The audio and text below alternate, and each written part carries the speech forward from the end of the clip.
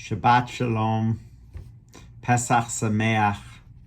So much of Judaism does not have to do with the middle of the night, yet an obvious exception is the Seder, when one can eat until halachic midnight, literally the time between sunset and sunrise. And we have the reading, which I grew up with. It happened at midnight. That comes from tomorrow's Torah reading from the first day of Pesach. Vayhi b'chatzi halayla v'Adonai hika kol bechor be'eretz Mitzrayim. It was in the middle of the night that God smote the firstborn of all of the land of Egypt. And of course, the Jewish firstborn were spared.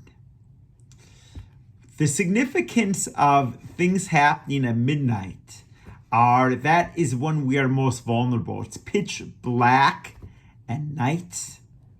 Sometimes when we wake up in the middle of the night, it's very difficult to go back to sleep. We get some of our anxieties and our tremors.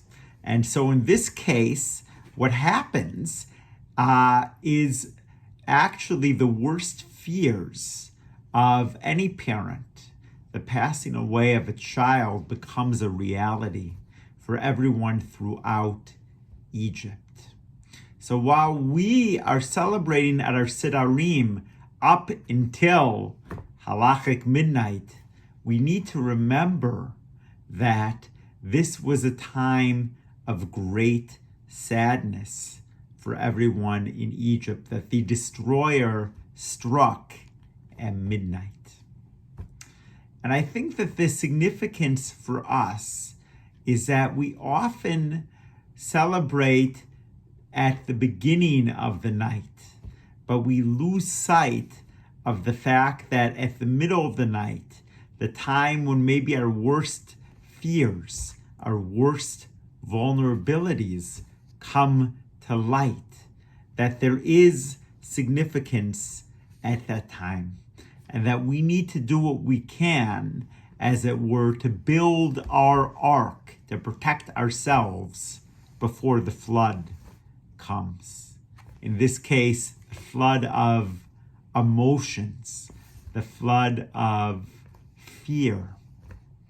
And I would hope that as we prepare for our Sidarim, as we get excited for what we call this Feast of Freedom, that we also will prepare for the nights that will not be as joyous, where we will have the midnights of fear, and that we pray that the reality of the Egyptians never becomes our reality, and that if God forbid it is, that we have the strength to be able to carry on in those moments. Chag Sameach.